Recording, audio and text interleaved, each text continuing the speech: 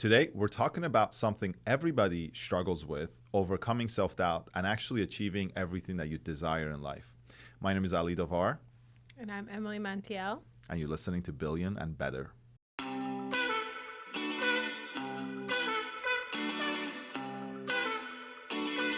right, I'm going to get right into it because I actually have a lot of thoughts on this.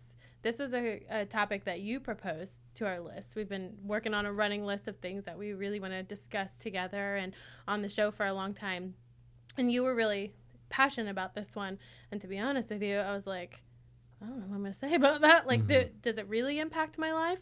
And so ahead of this episode, I actually did some homework. I went to try to kind of dig in and see where self-doubt has shown up in my life and how it's impacted me. And I realized I have a lot to unpack there. I realized, wow, this is actually something that is pretty significant in my life. And I did a lot of reflecting about different points in my life where I can like literally see a change of path or a course correction or a skill learned or something because of self-doubt, either instilled by somebody else, an experience I had, or just a lot of self-doubt, disbelief in myself. And the term I kept coming back to was imposter syndrome. Like, what am I doing? Like, am I allowed to have a podcast? Am I a real person, like, allowed to do this? And that's kind of what I've been doing a lot of reflecting on. And ironically, this is our second episode. And I kind of like went through this mental exercise reflecting on recording our first episode. Like, I almost called you like 3 times after that. Like, nope, I don't like it. We have to re-record it. We have to re-record it. We have to re-record it. And then I listened to, I kind of reheard in my head something that one of our mentors said to us is, nobody's going to listen to your first episode anyway. And I've heard a lot of people who produce podcasts and whatnot say, like, don't watch yourself back, don't listen to it, just put it out there, because otherwise you're gonna like look at it too hard, listen to it too hard, and you're gonna hate every bit of it. And I was like, wow, it's really ironic that we're gonna talk about self-doubt right on the heels of me calling you or wanting to call you and say, scratch that, I don't like it. Sure. Like, it wasn't good, I wasn't good enough. Yeah, I feel like anytime we're talking about a piece of content being created or doing something that everybody else sees, maybe public speaking, maybe creating a podcast, we really analyzed every little bit of what we do, how we look like, what did I say, how did I sound. And the other, like, if you pay attention to other people that do the same thing, like how many videos you watch of other people and they do something funny or stupid and they just move on, and you don't overthink that. You don't stop and say, I'm not going to watch this because of that, or this person is stupid for doing that, right? It builds credibility that person is actually real, right? And they're just being their authentic self. But when it comes to us doing something, I feel like part of it is the repetition. Once you do, like, some of the things I mentioned is what I see people struggle with getting it out, instead of just like overthinking it really like a lot. And I feel like repetition is part of it. As you start doing it, you care less about those details and you're more about, let me just get this out there. And you become more comfortable just by doing it. But what I've realized, like, my mom told me something, I think like, I don't know, a decade ago, and I'm like, that's so true. She says, Ali, no one's looking at what you're wearing. You're looking at yourself a lot more than other people. And I'm like, every time that rings in my ear of like, I pay attention to how I look, and I've seen so many people today, I don't even remember what they were wearing. Right? It's ironic I say that to my own children all the time. Beautiful pink sweater, by the way. Oh, and I won't remember later. Well, maybe because we have it recorded, but I won't remember later that I'm wearing it. But that is true. And I think the same thing when I'm doubting myself and my ability to do a podcast, lead a massive team meeting, do something inspirational for other people. The people that I admire, that I look up to, that do those things, like, I remind myself they were all beginners at one point. Like, you didn't just come out of the womb like an expert in producing content or teaching people or inspiring people, that you have to start somewhere. But there's this like hurdle almost that you have to get over, that I can do this. I'm good enough, because if you don't get over that hurdle, you'll never get where you want to go. Exactly. I mean, there's so many people I look up to on YouTube, for example. And if you go look at their content right now, it looks like, oh my God, it's so amazing. It's professionally made. But if you and one of them actually said that he said like somebody that's struggling to start a YouTube channel, go ahead and like sort your search based on date and look at like everybody's first video, everybody's first few videos, and you'll see like how horrible it was. And the repetition of doing it, one, got them better, but second, it built credibility and they could maybe put more money into it. And a lot of us are trying to make things perfect before getting started. Like, I need to be over here, I need to start like with a bang, rather than one of our colleagues says something I love. He says like, run a mile in the shoes you already got before and go and get the new running shoes that you need. So a lot of times we're looking at like new tools or new toys I need to start something, rather than I just need to take the first step and convince myself that I'm going to be consistent about this, and all of those other things will come. So that's what I realized in my self-reflection, to not be hypocritical. Like, literally the whole premise of this podcast, A Billion and Better, is like, how do we get better along the way? It's not a billion and we're perfect to begin. It's not about perfection. It's about the journey.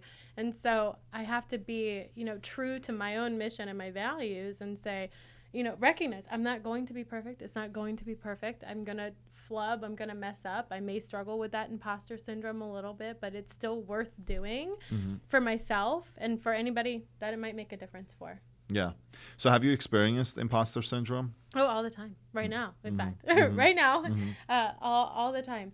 It goes back to High Heel Lady. Remember we talked about last episode? And I kind of I have a tendency to put my role models and people I look up to like on a pedestal. Like, there's some version of perfection that I am not. And so when I think back to like High Heel Lady and how perfect and awesome she seemed, and I'm like, I want to be that one day. When I finally got to literally the title, the position that she was in at that time, and then even beyond, I'm like, what? Like, I don't look like that. I don't exude the perfection that I saw in her. Like, I'm just faking it till I make it. Like, I'm not really that thing. But I still push forward because I find joy in what I do. And I realized, we talked a lot about like what you want to be when you grow up in our last episode. And I always knew I wanted to do something important, but in my head I had this like picture of this businesswoman in like the business suit, which is, where the high heel story came from. And I realized, when I'm in these positions of leadership within a big business and I don't look like that, I struggle a little bit. I'm like, wait, like, you wouldn't see this on the cover of Forbes magazine, but I realized when I really check myself, like, you can build $1 billion business in a hoodie and a sweatshirt and some sneakers. It's not about the external. It's not about what others perceive of you or even you perceive of yourself. It's about the impact that you can make. Absolutely. What comes to my mind is like, when you look at somebody that is further in the journey, we're looking at someone's year 5, year 10, year 20, and comparing that to our day 1, right? And it's like, I need to start over there. I need to show up like that, or I'm not worth it to begin with. I shouldn't even start.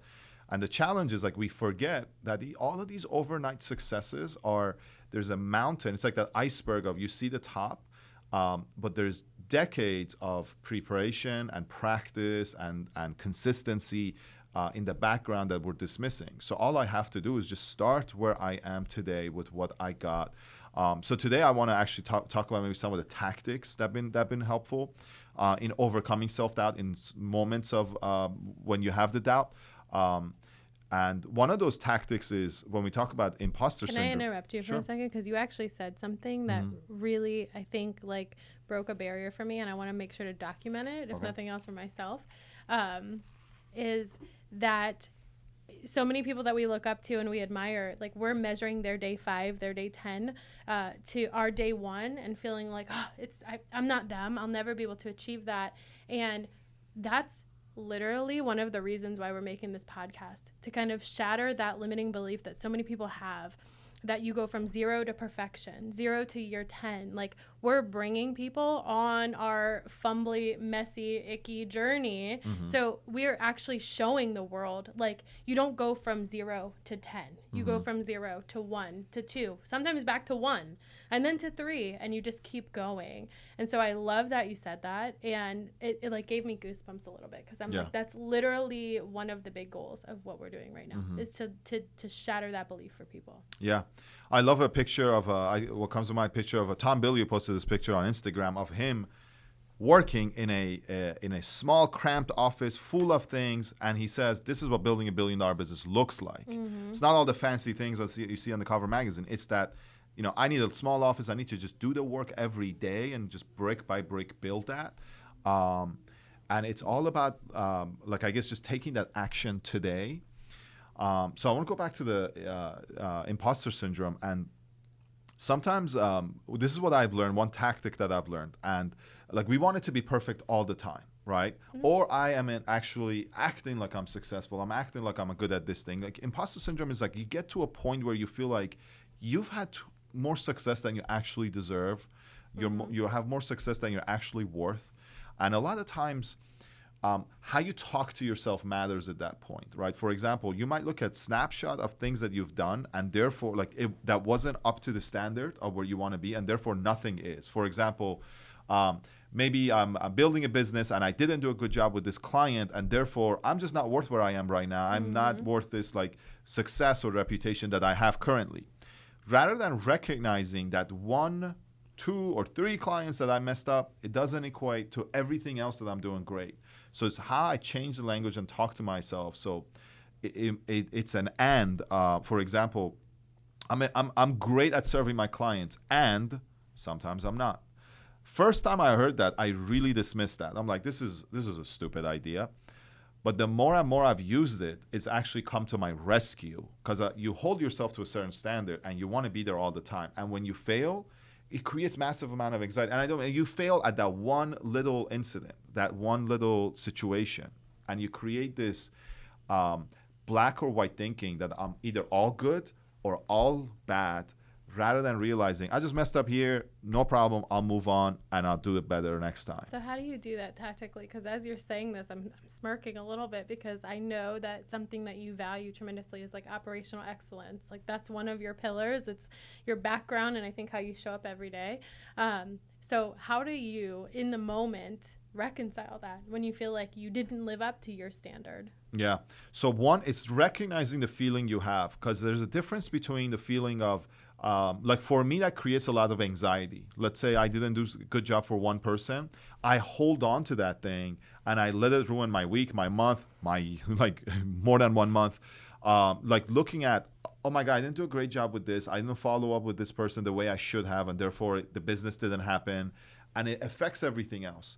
So first I need to talk to myself the way, hey, it doesn't reflect of who I am, right? This is not I failed here, but it doesn't make me a failure. I just failed at this one thing. So removing that incident, removing that one task from your identity. It's not who I am, it's what I did. So how do you talk to yourself? It's so interesting you're saying that too, because I was reading this morning in my early morning coffee scroll, consuming some content. I literally read a little meme that was talk to yourself the way that you would talk to somebody that you love and care about, and that you're encouraging to do better. But it's so hard when it's yourself, because for most people, we hold ourselves to a higher standard than we hold anybody else in our life. And when we fail, it's not easy to coach ourselves out of that, or talk nicely to ourselves even. You have this kind of devil on your shoulder that says it's because you're an imposter, or you're just it's a facade. Your operational excellence that you try to live is not really who you are, and having to overcome and kind of break out of that thinking. Yeah, I mean, for me, the first couple of times you try this, it's not going to feel real. It feels so your brain is listening to everything you say to yourself. And your brain knows you better than anything else. Has tactical advantage over you, right? Meaning it's been there every minute of your life, every second. It knows every thought you've ever had. So I can't be this is who I am. That's not who I am. It knows I'm lying to myself, right? But part of it is your psychological immune system. You have your biological immune system. And just like that, you have psychological immune system. If I say something, I need to be right. I need to... if I say I am I'm an honest person, I always tell the truth, right? So then when I lie, there is something in me saying, this is going against who I say I am, right? But if I'm a liar and all of a sudden start saying, I'm an honest person, I'm going to tell the truth, your psychological immune system starts listening, and it starts to create pressure on you to go towards what you said, because it doesn't want you to be wrong. It wants to protect you, right? And it creates a gap from where you are and where you say you are. And that's the cognitive dissonance of like, okay, like there's going to eventually be enough pressure where I'm going to make a change, whether it's conscious or subconscious. There's going to be enough pressure that I'm going to act. I've actually experienced this in life. It's hard to explain that. So you kind of say, I want to do something, I want to do something, I want to do something. And I might get up every day and try at it. But when I fail and I continuously fail, there is going to be moments where I'm going to have more to give. I'm going to step up more. And over that time, that repetition is going to actually create a belief that I said I'm going to do this, but over time, I'm actually becoming it. Right? So you like to run. I know Yeah. that's a thing. Do you consider yourself a runner? Yes. I imagine that there was a day one. Now I do. Now you do. So that's it. That's where I'm going. I imagine there was a day one that you started running. I hated it. And then probably did you start that journey thinking I'm going to be a runner? What did that look like? And then what was the moment where you decided like I am a runner? And if you miss a day or two or even a week because things are crazy and maybe you're doing something else, like does that set you back and now you're not a runner anymore because you haven't done it for however long? Yeah, very good question. So no, it doesn't set me back. I always think I'm a runner, but when I started, I remember I started with the goal of running a marathon. I've actually never ran a marathon yet. And I couldn't do a quarter of a mile first without running out of breath. Like I was horrible. But very quickly your body adapts, right? And you can first do the mile first, then the second mile, the third mile. And there are times where you surprise yourself, where you set out to do something and you end up doing more. For me, the day I was in Miami, I was on a vacation with my friends, and we were out in Miami just having fun. And then the next morning, I got up early and I went for a run. And that was day one? No. This is the day I kind of realized I'm capable more than I think I am when it comes to running. So I've been running at that point for a few months. I don't know exactly how long it was, but it wasn't probably more than 2-3 months, right? And a few of my friends came with me. We went for a run, and I was going for a longer run, so they slowly just went back. And I was supposed to do 7 miles that day on my schedule. Like I'm just kind of going on a training schedule. And it was a day where I said, I'm just going to do a half marathon. It's 13 point something miles, and I think I can do that. And at mile 7, it was okay. I think at mile 7 got really hard. At mile 10, like it got easy. And then it kept getting hard and easy, hard and easy. But when I was done with it, I couldn't believe I did it because I'd never done anything more. I've never had done 7. Like that was the first day I'm going to get to 7, and something in me said, you can do more. And running is a lot of it is all psychological. Like your body is a lot more capable than you think you are. Your mind is actually limiting your body and saying, don't go further. It hurts. You have pain. Mm-hmm. It's that fear that's actually stopping us. But having done that, made me realize maybe it wasn't like exactly that moment where I'm like, I'm a runner. But remember after that, I'm always consider myself a runner. And there are times where I don't run for a week or two and I can get back to it more quickly. But mainly I think what really shifted was my mindset around it. My body probably could have run that marathon, half marathon way before. And there are days where I get out where I haven't ran for maybe a couple of weeks and something is really bothering me. In life or in business, and I can go for like a half marathon nonstop without actually having run for a few weeks. And that still surprises me. The days I'm feeling great and I'm like gonna go run and I actually struggle. The days I'm like trying to really think through something or I have more anger, I have more energy, right? Mm-hmm. It's all in your mind versus your body. Mm-hmm. Mm-hmm. You said something that I want to kind of explore a little bit about we're talking about your essentially your identity, right? And when I think about self-doubt, this is what you said. You were talking about our defense mechanism, either psychologically or physiologically, is like, this is pain, stop. And I feel like self-doubt for a lot of people is a source of pain. You're second-guessing yourself. You're questioning where you're going, what your identity is, whatever it may be, however that doubt tends to manifest, it's a pain. And for so many people, the difference between getting where you want to be or being able to own the title of runner or businesswoman or whatever it is that you want to be is the difference between overcoming that pain and pushing through it or succumbing to the pain. And I think our bodies were wired to show us pain because usually that means danger, stop, don't do this, it's bad for you. So tactically, how do you kind of assess the pain you're feeling and what you need to do to move beyond it? Or is it worth moving beyond it? Like, is there ever a time where your body's telling you this is painful, stop, and maybe it's your gut telling you this isn't your path, this isn't what you're supposed to be doing? Or is it, no, this is part of my growth path? Mm-hmm.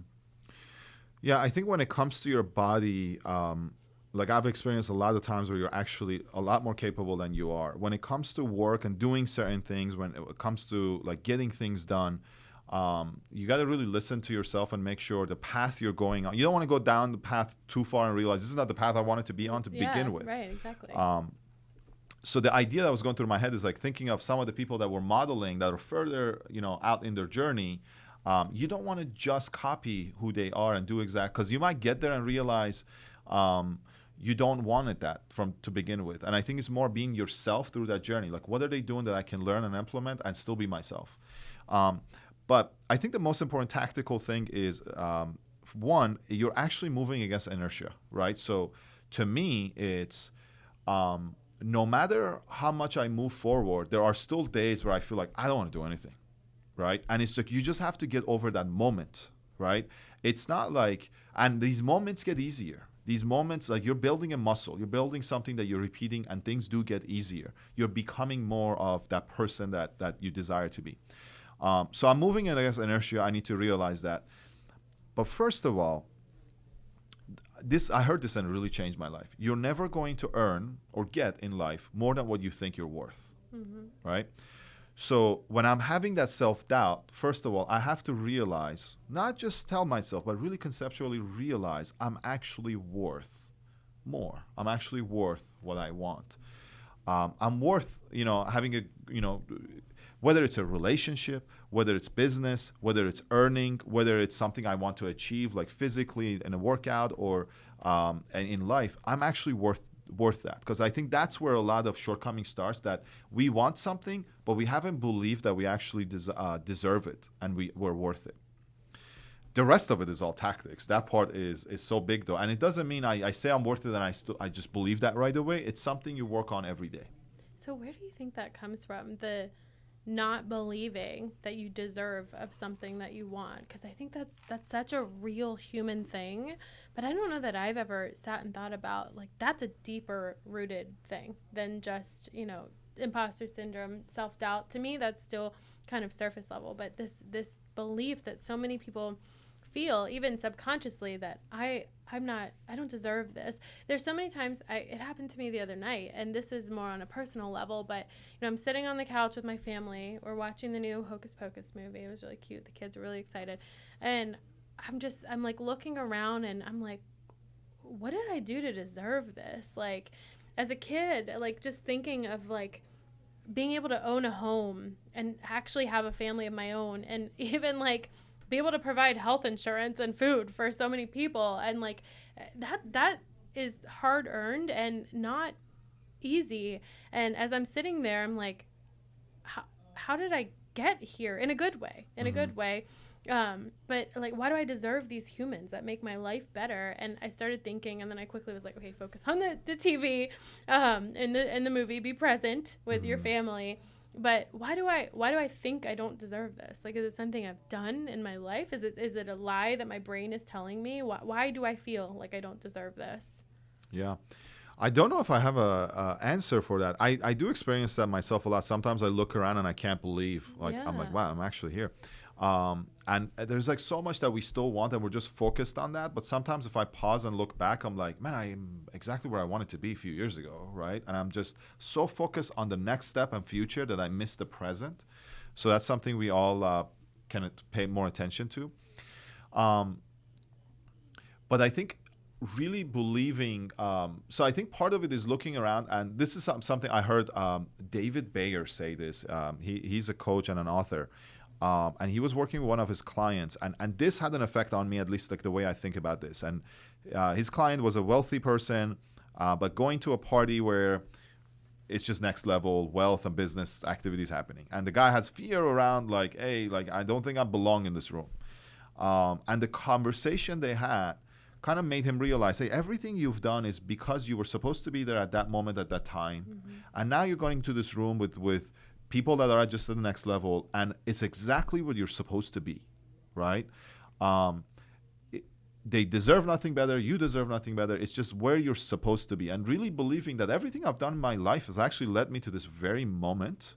And therefore, what I'm about to do is something I deserve. And maybe I'm going to, take a long shot today. And great. Just believing that I have this opportunity because of everything I've done, and I'm at this moment so I can make the most of it, is, I believe, a step that you're going to have to realize and tell yourself. And over time, you'll believe it.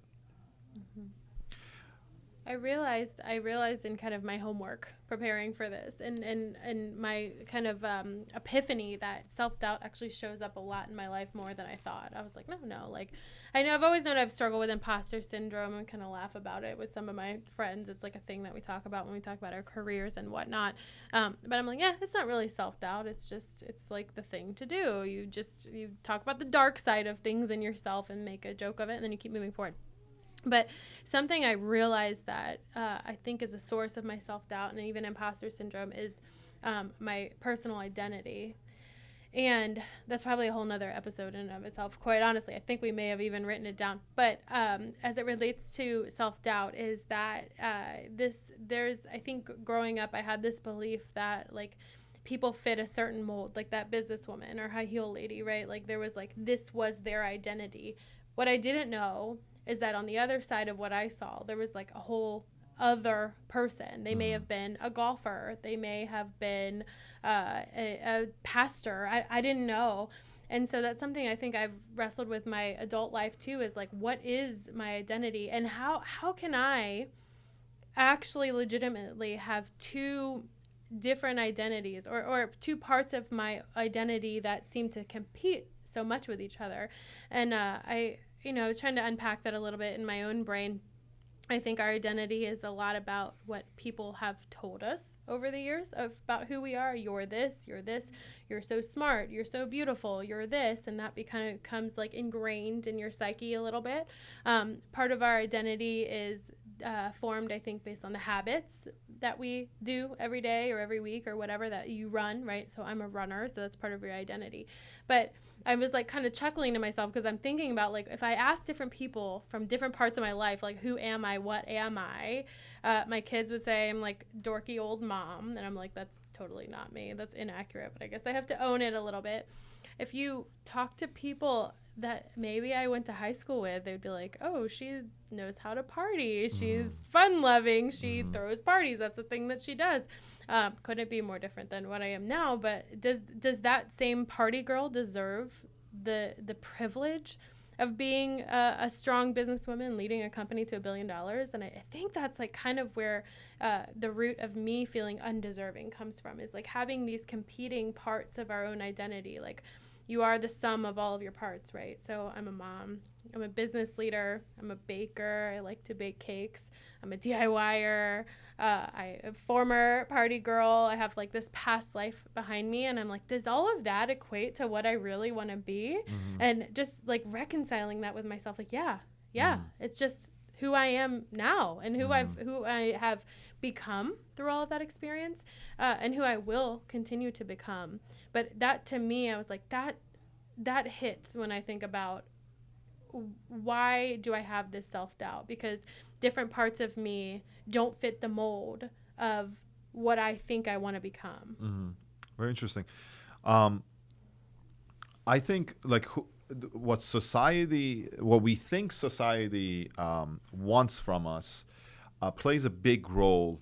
And if one exercise that's been very helpful for me, if you're trying to understand what your beliefs are and then later change that, whether it's your identity or for example, a big one is belief around money. A lot of these things are subconscious. Like I might say, hey,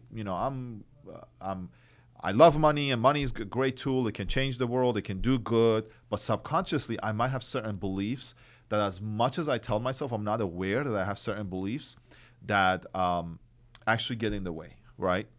So we all have this thermometer of where our life is operating. And you go below that, you have standards that will kick you back up. Like you have standards around who you want to be, how much money you want to make, what responsibilities you have in life, and what you're going to take care of. And there's also a top of this thermometer. If you go above that, you're gonna feel like, I don't belong here. You start getting that imposter syndrome.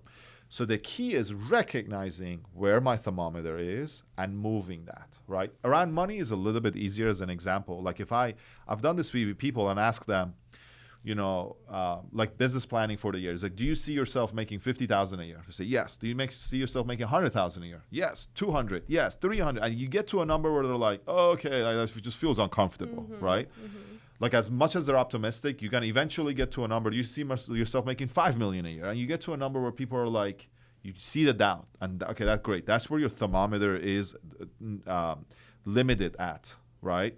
And now you know where the top of the thermometer is. And when you get to that level, before you get to that level, you got to work on actually moving that, right?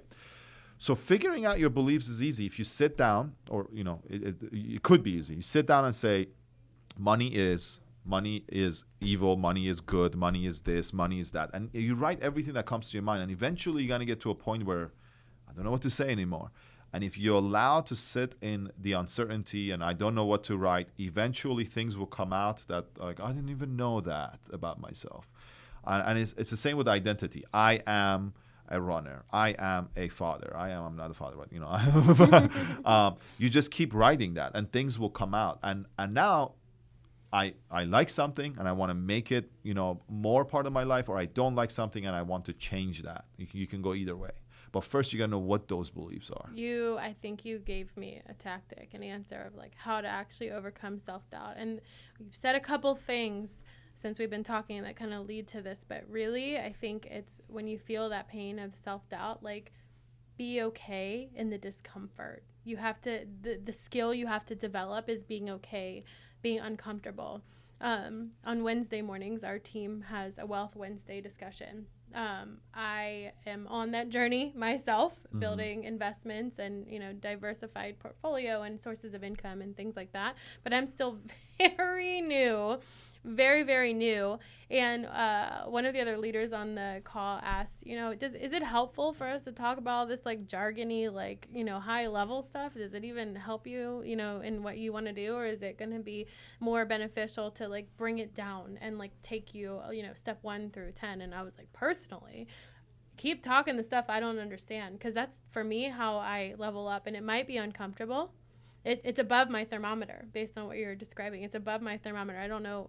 I know what you're talking about, but I don't understand it because I haven't even put into practice, steps 1 through 5 to be at 10 yet. But what it does is it gets me comfortable with the ideas that were once uncomfortable. Like even doing this podcast, like sitting here, you get more comfortable because you're spending time in the place that's uncomfortable to get more comfortable. And then that's when it becomes, that's your 13 miles. 7 miles was killer.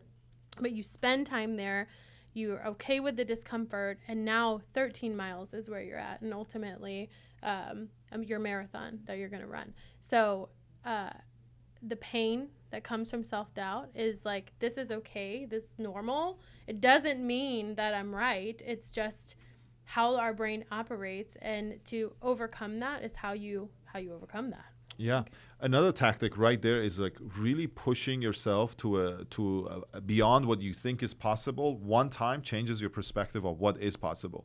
Once I ran that 13 miles, like I was struggling, like 7. Oh my God, can I do 7? 5? Can I do 5? But I had the 13 in me. But every day when I'm starting, my mind says, oh, at 1 it's gonna get hard. At 2 is like this. At 3 is like this. But once you do 13, now it's like 7, 8, 9. Like, let's go, right? And there's a feedback loop in your brain. What I mean by that is when you start out to do something, you're not going to be good at it. You're going to suck at it, and it doesn't feel good, and you're going to look stupid, and you're going to feel stupid, and therefore, I don't like doing this, right? Passion, I believe, is not something you find, it's something you create. Passion is an interest you have, plus the amount of work and mastery that you put into that when you become really good at it creates a passion around it. So what I mean by that is I don't like negotiating, right? And I negotiate for a living, right? Why? Because I wasn't good at it. I didn't know that, but I didn't like, confrontation. But once I got better at it, once I read a few books about it and I did it, and at one point I realized people around me turned around and said, "You're really good at negotiating." And once other people tell you that, and you before even other people tell you that, you recognize it yourself. You do something, you're like, "This was good. This outcome came out the way I wanted it to." You start feeling good about yourself. That dopamine in your brain starts, releasing, and therefore I feel good about this. I want to do it more. So part of all of this is being okay with actually being not good at it, sucking in the beginning, and being okay to go through the journey. And on the other side, you're going to, one, really like doing it, and two, you're going to be good at it. Therefore, it gives you the results and the feeling. There's two different theories that you mentioned there.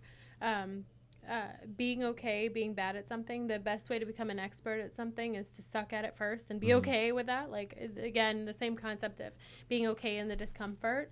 And then a few days ago, I heard Mark Cuban actually said, don't do what you're passionate about. Don't build a career on what you're passionate about. Build a career on what you're good at. And that's so like blasphemous, because especially with the younger generations, like millennials and definitely Gen Z, is like, no, do your passion. Find something you love and you'll never work a day in your life. Like, it's more about what you love than what you're good at necessarily. And he's like, no, that's crazy. Actually, in fact, what he said is, if I had chased my passion, I'd still be trying to play professional basketball, not this mega mogul venture capitalist that he is today, actually making an impact with what he does. And ironically, his chasing what he was good at as opposed to his passion has now allowed him to spend more time in his passion, because he's built wealth, which gives him his time back, and he's been able to invest in the Mavs. So that's where he's chasing his passion. But he said, do what you're good at, not what you're passionate about. But what I hear you say is that you found something that you were good at,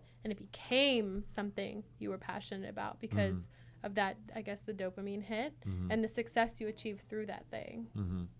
Yeah. So, I mean, we're all after what you just said. Like, I want to just do my passion, and therefore I don't have to work another day in my life. If you're not good at what you're passionate about, that's just a hobby, right? Like, no one's going to pay you for it.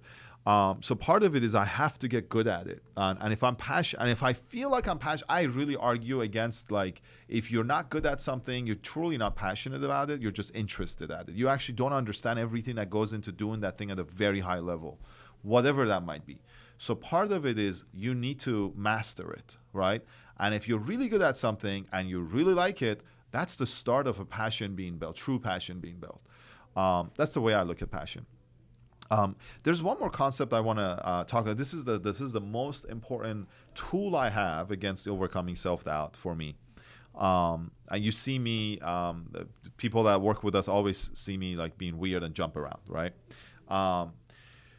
Your physiology, your how you move your body has a lot to do with how you feel. I can say that, but you really, like, if you try it and if you experience it, over time, you feel that, you understand, like, you have control over how you feel and the amount of energy you have towards doing something. So I believe confidence is not something, is not who you are. You're not confident or not confident. Confidence is something you do, right? I might come off as a very confident person, but there are times where I have a lot of self-doubt, and there are times I'm very confident. So we have to understand, confidence is not something that is in somebody or is not, is something they do, and therefore they're confident that moment, that hour, that day. And there's a lot that it comes with practice and doing things repeatedly. You get more confident at doing certain things. So for me, moving my body creates confidence in a way that helps me jump into action. So let's say I'm having self-doubt around doing something, following up with a client, getting something done for somebody, starting a big project I don't even know where to start from. There's all these doubts that we have. There's all of these, our brain makes this task way bigger than it should be, right? Kind of stops me from knowing even where to start. But if you just pay attention to your body. When you feel doubtful, when you feel not sure about something, you just sit a certain way, you act a certain way, you talk a certain way, right?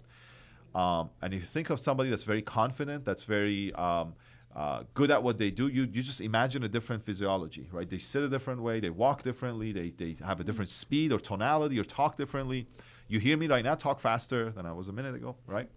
So for me, always playing a song or a few songs that just get me going and moving my body, dancing around, jumping up and down, creates confidence in your body, and you can go from that action immediate, that movement immediately to action, right?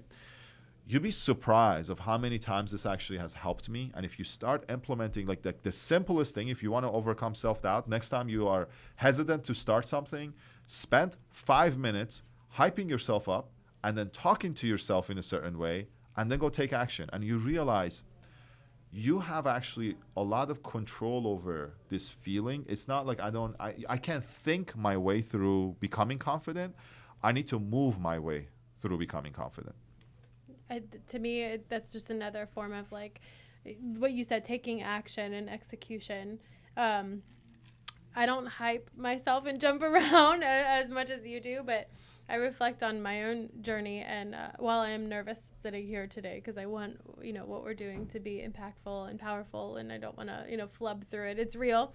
But I do a lot of talking and public speaking, so to speak, within organizations or whatnot, and leading conferences and meetings and stuff. And I actually walked out of my public speaking class in college because I got up to give my speech and I turned bright red and felt like I was going to faint, and I walked out and I never went back. And it was too late to drop that class, so I actually failed that class. Mm-hmm.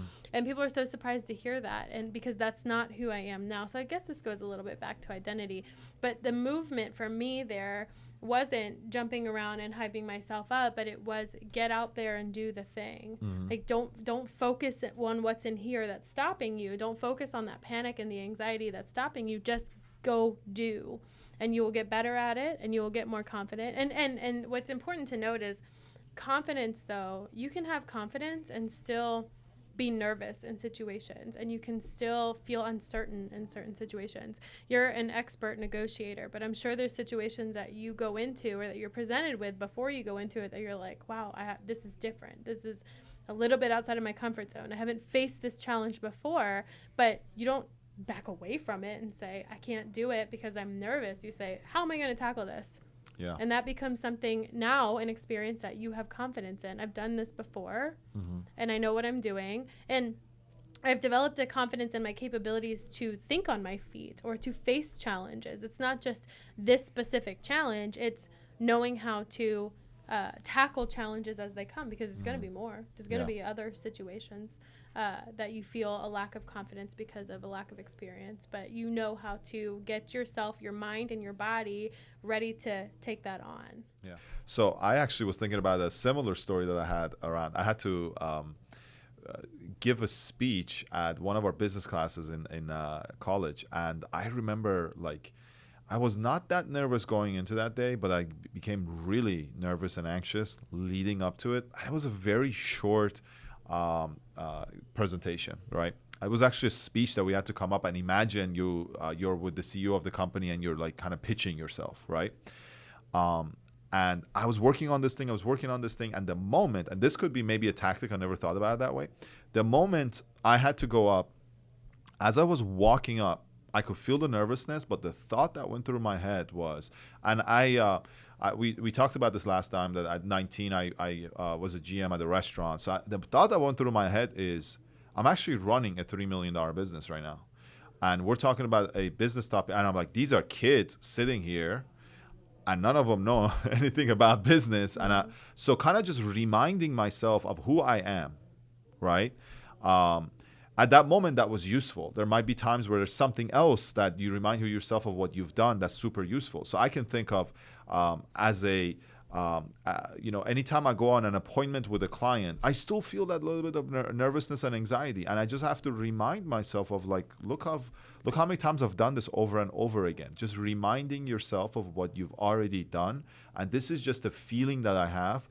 and maybe changing that feeling of anxiety into I'm just excited. I'm just a little like, maybe I'm a little nervous going into this, but if I can tell myself I'm actually excited about going into this, because your body is really having the same emotion. There's no difference in your body between the feeling of excitement and anxiety. I've heard that before, that excitement and nervousness are really the same thing. It's like standing in line to ride a roller coaster. I don't know if you're a roller coaster guy or not. Like, yes. Yeah, you're like nervous. And now the older I get, I'm like, oh my God, it's going to break and I'm going to die. Like, I definitely develop more. My excitedness has gone more to the anxiety side as I've aged. But I know to pause and recognize, like, the way that I'm interpreting it is literally the way that I'm framing it in my brain. I feel the same, nervous, like butterflies, flush face. I know I'm like, my face turns red when I feel either one. But how I frame it or choose to frame it in my brain is going to make or break whether I feel like, I'm successful or I'm just like flubbing through it. Another tactic that I've used, that I use still, I don't know if this is going to work with your clients or not, but because I don't know that the same sentiment resonates. But, getting up in public speaking now, I'm like, nobody cares about me. Like, I'm standing up there and I'm talking, or I'm sitting here and I'm talking, but nobody really cares about me. They care because they're listening to what I have to say and they're hoping to get something from it. And I want to make sure I'm giving in what I'm doing as well. But, in class, right, you're panicking because you have to get up and talk about, your thing. But everybody else is probably sitting in that room thinking more about their own panic than what you're doing up there. And in fact, they're probably looking at you like, wow, he did so good. And in your mind, you're dissecting every little thing. So I remind myself of that frequently. I guess even with your clients too, obviously they care very much about what you're about to say and what you're about to show them and the journey you're going to take them on. But they also are thinking about themselves and the choice that they're getting ready to make, the big decision they're getting ready to make, the big investment they're getting ready to make. So they're slightly less critical of you than you are of yourself. And certainly in situations where you're leading something, like most of the time, people are just here because they care about what you're going to say or you're going to give to them, but they don't care enough to dissect and be like, wow, he should have said that word differently. His hair looks weird. He should have wore black instead of blue. That's in our head. That's in our own heads. Sure, absolutely. So we've talked about a lot of good tactics today. Let's wrap them up before we finish here. So for me, always the shortest distance to overcome self-doubt and move to action has been moving my body. That put myself in a energetic peak state by play a song, move up and down, like jump up and down, and get excited so I can quickly move to action. That to me is always the number one most immediate tactic that I could use that has immediate results for me. For me, it's definitely my mindset, is recognizing when I feel that doubt that it's literally me. It's my own mind playing tricks on me. And I'm no different than anybody else in this world, really, than the richest person in the world or the poorest person in the world.